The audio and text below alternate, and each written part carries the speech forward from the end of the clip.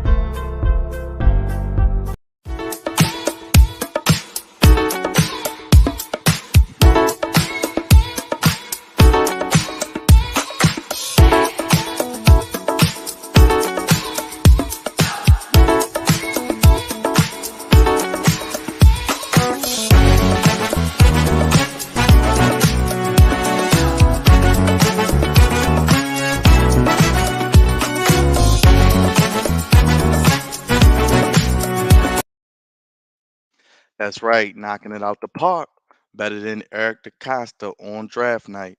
It's the Flex On Podcast, the only place giving you your sports how you want it, when you need it here on YouTube. See everybody chiming in. Hit that thumbs up, like the video, subscribe. If you're new to the channel as well, we are talking Baltimore Ravens schedule release, as well as news, rumors, as well as recapping the Ravens rookie mini camp. I'm joined by a friend of the program. You already know him. You already love him. Illustrious guest represent another show we do as well, Disqualified Opinions, at Rouse the World on all social media platforms. And of course, follow Disqualified Opinions as well. The brother, my man, Antoine Rouse. What's up, brother? Thank you for having me. Like he said, Rouse the World on pretty much every platform there is. Disqualified Opinions on Apple Podcasts, There you go. YouTube, everywhere, just everywhere. Follow, like, share, subscribe. Yes, check out that ticker. Follow Disqualified Opinions for our mock draft, most recent video we did. And Rouse always keep you up to date on sports, and he'll give you a good laugh as well. But Rouse, while we're here today, you put it up first. I got the news from you. Speculation, rumor about the Ravens schedule coming out less than 24 hours ago. And let me just get your initial thoughts, I guess, when you saw this come out. What did you initially think about the schedules before we break down each game and kind of look at where they play? Yeah, now this is just a possible leak, so there's no truth to all of the games as they list here. I think it makes sense when you look at like traveling and things like that. This is a pretty favorable lineup, in my opinion. You may see some games change, like times and things like that. But if, as it stands right here, I love this schedule. Um, we do start out with two home opponents I mean, two divisional opponents and end with two divisional opponents. But the in between is just so good, especially after the bye week. We get the Bengals, and then we kind of tone down, being able to finish off the season with the Giants, the Jaguars, the Dolphins before going into Steelers, Browns. Getting that bye week between Bucks and Bengals would be a lot of love. John Harbaugh rarely loses, uh, if he ever has, if I'm not mistaken, coming off of a bye week. Um, I'm just excited. I'm ready to see us play. I'm ready to see us healthy. I'm ready to see Lamar. We're going to run back that 2018, 2019 offense that we saw get Lamar a MVP and see where it goes from there. Trip tight ends, Bateman. Just, I'm just ready for football season, to be honest. We all are. Shout out to Sam. I see you checking in as well. Let's just go through each game. We'll start week by week. Starting week one, we're gonna see how good we are. I mean, you get the team that, let's be honest, embarrassed us two times and we will see how we match up. It'll be a good measuring stick. I know it's only week one, but getting the Bengals and then the Browns, we don't know if Deshaun Watson's going to be playing, but the first 2 weeks will tell a lot, you think? I agree. I think that week one game, um, going to Cincinnati, I think they'll be hyped up as ever to try to punch us in the mouth for the third time in a row. We'll be putting their new offensive line to the test, and I think they'll be trying to put our new offense as well as defense to the test as well. I think it's going to be the clash between the two teams that I think are the best in our division, and those two games are definitely going to have big impacts on who ends number one. All right, let's get straight to a week three. You get a reuniting with Bradley Bozeman, but the Panthers as the home opener. If that's a game you want to probably book a win and you want some tickets to go to a Ravens game and see the Ravens win, I think that should be a winnable game. Don't you agree? Sam Darnold plays football quarterback for the Panthers, right? Then Yes, yeah, and that's Matt yeah, Corral is his backup probably. yeah, that'll be a win. I really like Matt Corral going there though. I really like Matt Corral in this draft. I think I had him as my QB too, to be honest. So I really like Corral. Um, I forgot to touch on the Browns though. Yeah, let's just see what happens with Deshaun Watson before anything says anything. That is how far that team goes with Deshaun Watson. They can honestly be really scary this year. I still have them pegged as four. Um, But with Deshaun Watson, I think they're three. So I mean, I guess it's not that far, but yeah. Then your dollar bills come here as well. I think that a game might you might be at that game, huh? That is a home game. I will be Yes. trying my hardest to be at that game if I possibly can. And I see that says Sunday night Yes, that's football Sunday night maybe as football. well. So Yes. the bank will be lit up purple. That is a game to keep an eye on of me being at this upcoming year. Trying to get a PSL as we currently speak. We'll see how that goes. Hey man, if anybody deserves it, you do. The Jets going to New York. That's a much improved ball club in my opinion, too. I do believe the Jets came out as big of winners of the draft as the Ravens. I think that they are going to try to implement an offense moving forward. We saw up and downs of Zach Wilson last year, but I think they got him a lot of things that he was missing in regards to offense. And I think they're continuing to build that defense the way that Salah wants to. I think they are a surprise team that is on the up and coming, which I don't think I've ever said about the Jets in a very long time. Right. But that is also a W. That's just gonna be a W. Then they play the NFC South again, Ravens fans, if you don't know. Then they have the Falcons at home. That should be a winnable game. Who is the quarterback? Freaking Mariota. Marcus Mariota is the quarterback. Okay. Yes. By then we may what's that, week 6? You may have a Desmond Ritter sighting by You think there. so? You going It's week six? possible. It's possible I that say you have week a eight. I say maybe like week eight. after. I wanna hold on, I don't know their schedule, Oh, okay, you but trying to? somewhere in that 6 to 9 range is where we may start to see Ritter take over I as say they we move could. to a future. I could see us getting. I could see. Well, not that this is a Falcon show, but as far as Desmond Ritter, I could see him playing between week 6 and week 8 or 9. So I agree with that. Yeah. Whenever that bye is, I can see that. Mhm. Then it gets fun. Mr. Wilson and Mrs. Wilson, Russell Wilson and Sierra come to town. Another game that you might want to be at against the Broncos. The AFC West is Murder's Row. It's going to be a good game. That is gonna be a really good game. I think that'll we have a couple games where our defense will be tested, and this is one of them. That team just has a lot of weapons that they're able to throw at you. You got Cortland Sutton, Jerry Judy, Tim Patrick, KJ Hamler, Albert O. They just drafted Greg Dolchich. They still have the two-headed monster in Javante Williams and Melvin Gordon. They just have weapons all over the offense, and their defense has always came to play. They just never had a quarterback. Definitely excited to see what Russell Wilson is able to do there.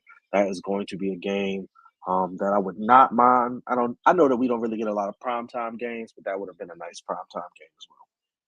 Agreed. All right, let's keep it moving. At Saints, if you want a trip to New Orleans, this is the best time. I think the Saints are going to be an improved team too, Ross.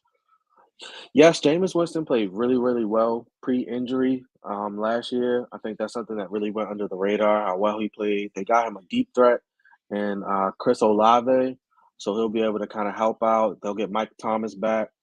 Alvin Kamara, I do think that they're missing that kind of one-two punch that they had with Melvin Ingram and Alvin Kamara to kind of take some of the toll off of him in the running game. They're finally moving Taysom Hill to a full tight end role instead of that back and forth that they kind of had going on. So I think they are going to be a team that's going to surprise some people this season. Let's keep it moving. That is at Patriots, I believe, week 9. Hey, this Bill Belichick still there. Yes, but this is a team that I think will digress next year. I agree. I even I I, think, I like Mac Jones, but I think they yeah, digress. I think I they think this, digress. yeah, I think I this think is a they missed the team that's playoffs, yes, and it's nothing against them because I was Mac Jones had a really good year last year. It's just everybody else in the AFC got so much better, and they may have gotten worse. Well, it's especially not that even a may. draft. That draft was Yeah, terrible. so it's just like I can't really say that I don't think they're a playoff team. And I just don't see it. I think they have a huge digress in regards to that. After the Patriots, which is in New England, you have the Steelers at home, week 10. We always know how those games go. This is another situation where I see you may see the around here. You may see the changing of the mantle if Mitchell Trubisky ends up starting. You may see it around. It depends. If this is kind of near their bye week, you may see it. If not, then I don't think they're going to start Kenny Pickett against us. Just for a that's not a good like originating. It's not a good starting point. So I don't see that happening. But I think Mitchell Trubisky is going to have a really good year. He doesn't really have to do much, and you can't tell me that Mitchell Trubisky is bad than Ben Roethlisberger has been the last 2 years. So I think this is a team that will shock some people, but I think their ceiling may be like 8-9, 7-10, somewhere around there. Then they go see the great Tom Brady in Tampa. This could be a Monday night football game right before the bye week. I mean, Tampa Bay is Tampa Bay. Shout out to Brady for getting $375 million over 10 years on a broadcasting deal. He's doesn't even seem like the kind of person I want broadcasting, but hey, you get into the bag, so I can't be mad at that. By this point, you may see Chris Godwin back. So this will definitely be a huge test to our defense and our corners. Brady is Brady. I don't really expect anything less than that. This will be one of the toughest games of our entire season. You like the week 12 bye? This is probably the latest bye I can remember in recent I memory. I love when we have late buys because I just think it helps teams better. The early buys kind of suck when you have it like week 6. I just think that it puts a toll on you. But right around here is kind of like a real sweet spot, especially with 18 weeks now. I think that will push you straight into a nice little haul moving forward. Then after the bye, you get the Bengals again. That could be a Thursday night game. I think we split with them, and I'm happy that if we had a Thursday night game, it would be either coming into the bye or going off the bye, just to give us more leeway in practice and things like that. But I think we split with them. We go 1-1. I wouldn't be mad if we swept them because I'm tired of them talking trash, though. Then they do the New York two step. They go to Giants. Hey, we love what Dayball is looking like he's going to do, and they had a really good draft as well. Probably one of the 3 or 4 best drafts in my opinion. I'm okay with the Ravens bringing in James Bradbury if he wants to come here at all. But the Giants did have a really good draft. I'm waiting to see what Wink does. I want to see if he blitzes as much with that defense as he did with ours. I think they are going to build something. I think Daniel Jones will shock a lot of people this year. If he can stop the turnovers, I think that Daniel Jones is a very serviceable quarterback. They definitely need to build that offensive line some more because Saquon hasn't been Saquon since Saquon was at Penn State. You're right about that. Then they go down to Jacksonville and play the con mans, the Jacksonville Jaguars. We get our first look at Trevor Lawrence, Rouse. We're gonna beat up on Trevor Lawrence. I'm sorry. That's all I really gotta say. Because by now we might have the Ojabo and Owe. I was about to ask you about So that. Do you think we have a job by week 15? That's probably looking at yeah. December. That's probably about hmm December. That's what I'm saying. By then we're gonna be able to, unleash the two beasts, the little athletic freaks that we got on both ends. And Tyus Um Bowser probably should and be good. yep, around that time as well. So I think you'll start to see our pass rush be able to kind of form around here slash the Dolphins game and see what our defense is really capable of. Last time we were in Miami, the Ravens laid the egg.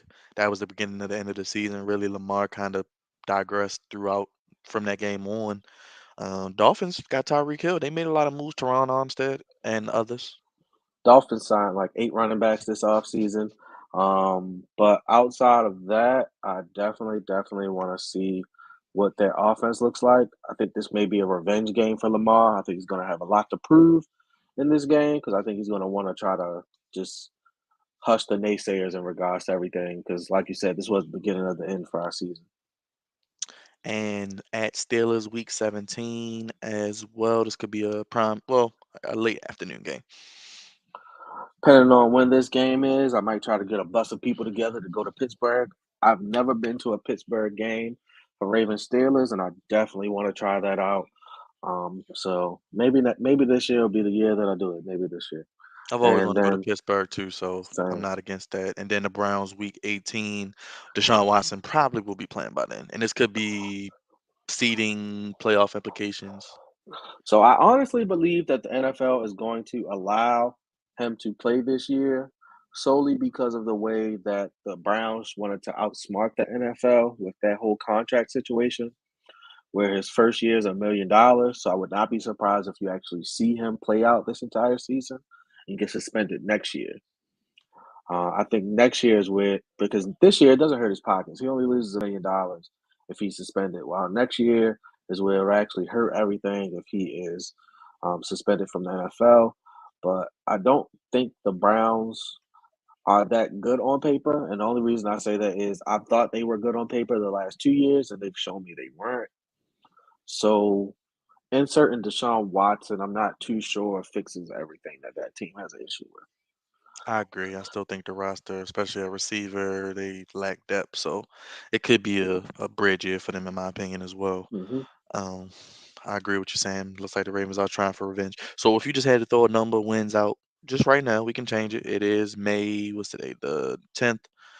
Shout out to happy belated birthday to you, my Taurus brother. Thank you, Um, thank you. yes. If you had to throw out a number, I know you drink the Ravens Kool-Aid, the purple Kool-Aid a lot. If you asked me, just to put me on the spot, I could see around 10 wins at least.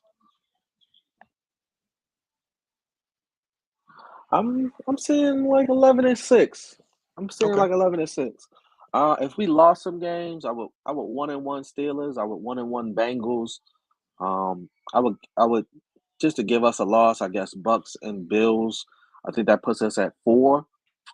So I could see like 2 other losses. Maybe if you want to throw the Broncos out there, or like the Browns as a 1-1 as well. If we go 3-3 in the division, that puts us at 11-6 just off that. I just don't. I don't really see us losing to the Panthers, the Jets, the Falcons, the Patriots, the Saints, the Giants, the Jags, or the Dolphins. I just don't see that. But I could definitely see somewhere around 10-7 to 12-5. Definitely with the way that everything stacks up. Definitely in the back half of the season, if they can get healthy, I think they could make a run. But I think you're gonna need at Yes. least 10 wins to be in wild card, probably conversation. Yeah, that's how it was last year. So that's pretty much how it's going to be moving forward. Because I think the AFC West has 3 teams. Not the Hmm. team that you want though. Um, We'll talk about that another day. Well, I I mean, think after the Chiefs draft, it's gonna be tough. So I'm not gonna. I had them at 4. They have dumped everybody back to 1 after their They draft. probably are arguably one between them, Yes. and if you want to throw the Chargers, and yeah, Yeah. So I have right now I have Chiefs, Chargers, Broncos, Ravens, Bengals, Colts, and Bills as the 7 AFC playoff teams. hey, that's a favorable seven. I'm not gonna argue with that, but we gotta keep it moving with the news. Let us know your thoughts on the Ravens schedule. How many wins you see with this team? Ryles has them at least between 10 and 12. I got them at around 10. But the Chuck Clark situation has come out recently, the past week or so, after the drafting of Kyle Hamilton. Obviously, they signed Marcus Williams this offseason. Do you think that Chuck Clark could be on this football team, or is he traded? What do you feel like could happen, or what would you like to see happen? So I do not see Chuck Clark as being expendable. I think I like the schedule, Raj, especially after the bye week. I think after the bye week we could go on a nice little run. Um, but I think that Chuck Clark is in a weird situation. I do think it hurt for him to see the Ravens select his possible replacement in round 1, but I don't believe. I think he sees out the end of his deal. I think he signed for this year and next year. I definitely think he sees out the end of that deal. I know that Harbaugh, it was brought up to Harbaugh, and Harbaugh said he wants them there. He loves them. I think they've all touted him as like one of the smartest football players to ever step foot into a Ravens uniform, and I think he brings a lot of versatility. And I think the Ravens want to match up three safeties. We kind of Jimmy Smith in his later years was kind of that corner safety hybrid, so we were kind of already doing it. But being able to put Kyle Hamilton in the box as a mismatch in a way where you don't really know what we're doing defensively is what I think the Ravens are moving forward to. Because honestly, we've also lacked good linebacker coverage skills anyway, so it makes sense to just kind of put like a bigger safety back there, kind of Mark Barron-esque, even though he was kind of bad, but kind of good at the same time. It was weird. But I think that after 2 years, I don't think we are able to retain Chuck Clark, so we did kind of draft his predecessor in a sense. Definitely, and I don't think we're gonna get much for Chuck Clark more than maybe a fourth or fifth round pick anyway. Oh, so you might So as well keep him. Might as well yeah, keep him. and honestly, Kyle Hamilton can be a third corner right now because with Dax Hill, if we look at what Mike McDonald did in Michigan, Dax Hill was kind of his nickel corner in the slot, using the blitz, played him Mhm. back. So they're going to probably move Kyle Hamilton all around, like you said, having Matt linebacker, cover tight ends, receivers, um, having Chuck Clark back there with Marcus Williams, with Kyle Hamilton roaming around. You can have some athletes on that defense. I agree. Also, I really like Jalen. Jalen reminds me a lot of Anthony Avery, which is funny because I hated Anthony Avery in the beginning of his career, but towards the end of it, I really, really loved him. I wish we could have brought him back. He was very cheap, but I really do like Jalen. He reminds me a lot of him. And he has the size too, so he's Hmm over 6 feet tall. Kind of remind me of Marlon a little bit too. He has deep ball problems, but he has the size. So if he can be anything of those two, I'll take it. And I like Demarion Williams. I think he has some potential too. Maybe as a nickel corner as well. Somebody that can move around also too. But speaking of the Ravens rookies, Rouse, this past weekend they held a Ravens rookie mini camp at one winning drive. You saw Kyle Hamilton out there, Linderbaum. I think Jalen Amore Davis walked away with an injury. Got to hmm see some of the undrafted guys as well. Ajabo was obviously there, obviously not able to participate.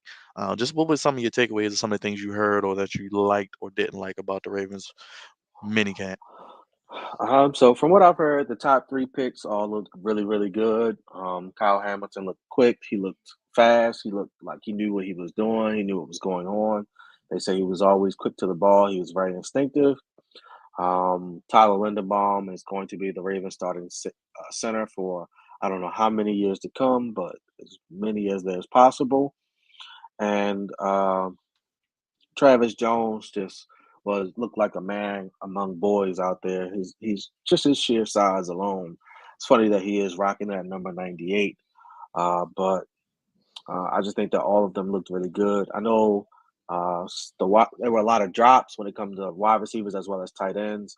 I really do think a big, big factor in our offense next year will be Isaiah Likely because I think he's a mismatch at the tight end position. So I think we are going to go back to that three tight end sets. So we're going to need him. We're going to need Nick Boyle. We're going to need Mark Andrews, and what was the tight end that we drafted Likely, before? likely. No, the other one, Oh, not Cooler, Likely, Cooler, Cooler, Cook. Cooler, Yeah, we're Cooler. going to need all of them to be able to perform and be interchangeable, as well as Patrick Card. I think he's going to get some more time at tight end next year as well. Yeah, Kohler kind of reminds me of Mark Andrews a little bit, and likely maybe kind of reminds me a little bit of Hayden Hurst a little bit. So we'll see what they get with those two tight I ends because agree. looks like they are going back to that run first offense. But hey, we'll see what happens. I mean, the offense looks good. I think I would like to see one of those undrafted receivers step up and make the team, but like you said, with the drops, it's gonna be tough. I would have liked to sign Justin Ross, but he wanted to go to the Chiefs, so here we are today. I would have also loved to have drafted either Calvin Austin or George Pickens, but they both went to Pittsburgh. Yeah, Pittsburgh ain't fair getting both of them. I was like, all right, they got Pickens. I'll take Austin. Yeah, they got both of them. It was crazy. And they still do have Miles Boykin. Not saying he's going to change life for them, but he might fit in good with them because they love to run the ball too. Yeah, I mean, Miles Boykin was always serviceable. Him and Lamar just were never ever on the same page. Like you want a quarterback and a receiver to be. Sad truth, but it just never worked. But run blocking, He was really good. Um, I don't know if he just missed assignments a lot or if Lamar just didn't have faith in him, but they just didn't have that connection that you see out of quarterback and wide receivers a lot. Well, our final topic, Ryles, here tonight is free agency. I mean, the Ravens are masters of after draft free agent signings, especially when the comp picks don't count against them. We've been names rumored. Justin Houston coming back. I think we should go after a guy like Jerry Hughes. Do you see us adding anybody? You said Bradbury earlier, possibly for corner depth, which we could use as well. Are there any names that you would like to see the Ravens or any rumors that you're hearing about them being linked to? Well, I know today we just signed Mike Davis. We were talking about that earlier. I think that is a camp body slash rookie push move. I wouldn't be surprised if we go into the season with four running backs though, because I do think we're going to be heavy on the run this season. I think that does spell the end of Justice Hill experiment in Baltimore though. But outside of that, I know we had Marcel Darius in for a workout today. So some defensive line help there. Wide receiver wise, we've been linked to Jarvis as well as Julio just to get a veteran in that group because we literally have no veterans in our wide receiver group at the moment. Even though I really like Prochet, I really like Duvernay. I wouldn't be mad if they brought in like a Jarvis Landry just to kind of help them develop and grow. Don't want AB. Don't want anything to do with AB. Um, Outside of that, it's really corner to me, and I wouldn't be mad if we had another pass rusher like a Justice Houston, Justin Houston. I know we signed him to a tender or something like that. Yeah, I But just I feel like just he's coming back. I just feel like he's coming yeah, back. This is so I inevitable. wouldn't be mad at that because I mean we like we both said earlier, you have Tyus Bowser recovering, you have Ojabo recovering, so just being able to have that in-house solution and then just running them out on third downs just to rush the passer, I would not be mad at. Yeah, definitely. Any other things you want to add before we get out of here? No, I think the Ravens did really well in the draft when it comes to in offseason building offensive line. I know me personally, I feel like in the playoffs since Lamar has been the quarterback, we've really lost the battle on the offensive and defensive lines. So I think you saw that being a very heavy emphasis during this offseason. I think right now we just kind of need to build out depth, whether it be wide receiver, cornerback. Um, that's pretty much the two positions that I think we need moving forward. Pass rush, but I mean, you can never really have enough pass rush in the NFL. It doesn't matter who you are. Do you feel like the offensive line with now Linderbaum, Zeitler, having Jawan James, hopefully Ronnie Stanley, Ben Cleveland, or whomever else, who would you want the five to be at offensive line? It's weird because our best five is Stanley, Moses, James, Linderbaum, Zeitler. I'm just Mhm. not sure if James or Moses can play guard. I'm pretty sure they might experiment with that a little bit. But if with a true guard, Ben Cleveland did look good in the second half of the season last year. The first half was horrendous, I was but very pissed off that he was this bad. I thought he was better than that. yeah, I did too. But I mean, we thought Ben Powers was better than that too, and we saw Yeah, how we that turned did. Yeah, out. we So, did. but I did see some bright spots from Ben Cleveland towards the end. So if he's out there, I think we have the ability to kind of maneuver around our offensive line as what suits best. You also have Patrick McCarry, who you might be able to put there at that left guard spot as well. So I think we just have a lot of depth. We still have Tyree Phillips being that prototypical Ravens huge dude. You got Danielle Falele. I Yeah, think for that's how you say his Lele, name. I'm intrigued to see what Um, he does. yeah, I think he's our project of this Just year. bring him So in on the goal line, short yardage, just knock somebody back. we have a lot of depth, so we Yeah. have the ability to do kind of a lot of different things on the O line. I'm extremely proud. I think we have one of the best offensive line units as a total when it comes to this year. Well, Rouse, let the people know how to keep up with you, how to follow disqualified opinions, merchandising, and all the good stuff as well. Uh, we do a podcast, me and my man Byron. It's also my man DC and Rel. We primarily are on YouTube, but you can also catch us on Spotify, Apple Podcasts, wherever you like to listen to podcasts. We talk sports, we talk life, we talk school, everything that we've been through, experiences, as well as music.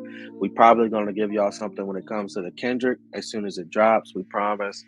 You can find us on Twitter, Instagram, everywhere that you need us to be. We are there. We are trying to be there for the people. We have new shirts coming out. If you would like to get one, email us at disqualifiedopinions@gmail.com. My name is Antoine Ryles. You can find me on Facebook. You can find me on Instagram at Ryles the World, Twitter at Ryles the World. That's pretty much it.